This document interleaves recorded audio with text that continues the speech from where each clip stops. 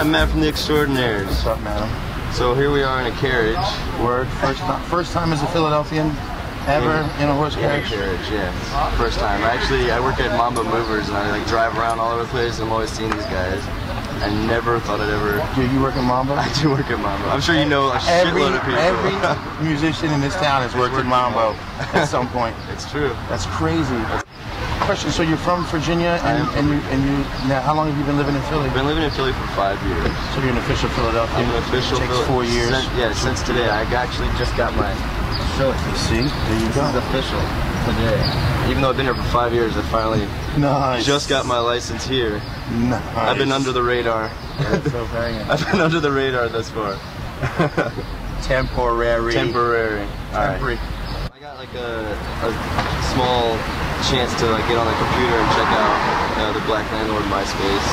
Because I had no idea beforehand, but then obviously as I started reading, I was like, oh, I recognize some things that you've been involved in, and I realized how much more experience, how much longer you've been around and doing things than I have. Obviously, I'm kind of one of the young bucks, I guess, getting in this and doing it.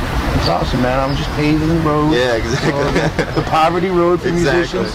I played in a band called the Goats for a while, and we were signed for a bit, and we did tours and did some cool stuff, and then travel with other bands like throughout Europe and things like that. And that's where I did all this music for Black Landlord. Was in Berlin. I lived there for almost 4 years. Lived in Paris for about 1.5 years, and spreche the Deutsch. Yes.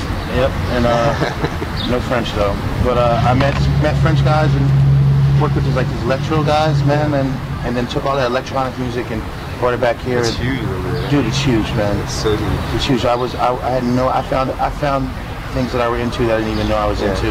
Like that whole like 8-bit scene, like where dudes got like, the first Nintendo, and they're like, and they're jamming beats out of that thing, And dudes got like an Atari that he's hooked up his guitar through, and they're fucking rocking that shit through that.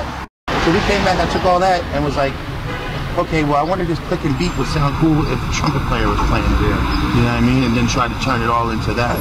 Collaborate with your own, knowledge and stuff. With all these Philly people.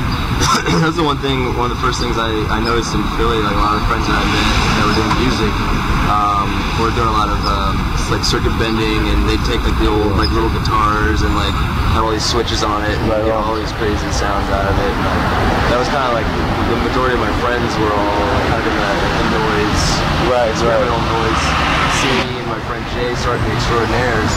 We just like had acoustic guitars, and we'd be friends with all the noise kids who were doing like either harsh noise or everything. We're like, well, we're gonna play a show too. Ding, ding, ding. And then, but it's just good to be always surrounded with people that are having like different views on things and doing it a completely different way. Absolutely. Even if it takes time, you'll like absorb other ways. Yeah, totally, man. That's so real, man. I consider myself to be like with music and almost anything else, just kind of like a sponge, and I just want to like. You gotta take it all in. Yeah. I never liked people that, like, ironically, we're on a carriage with horses. Because my analogy is people with blinders on. You know what I mean? Like, it's to say you don't like something and to call yourself a musician, I can't cancel anything out until I've heard it and taken it in. You know what I mean? It's like, the classic thing is people always say, like, I hate country. I'm like, well, obviously you never heard Hank Williams. Obviously you never heard Johnny Cash. You know what I mean? Like, and those are the first things that I heard that made me, that totally freaked me out. I mean, I started off with Beatles and shit like that. But I like to take it all in. And Philly, man, that's a good thing. It's such a good town for music. And you get, like you said, you got the dudes that are bending shit. You got the singer-songwriter. You got the rap bands. You got all that stuff, man. It's a good deal, man. Yeah, it's absolutely.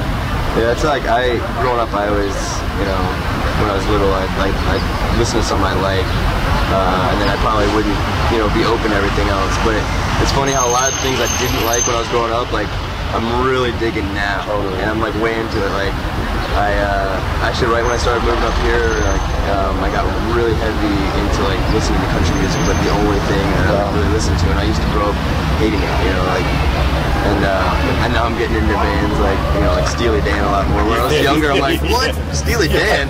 Now I'm like, Steely Dan.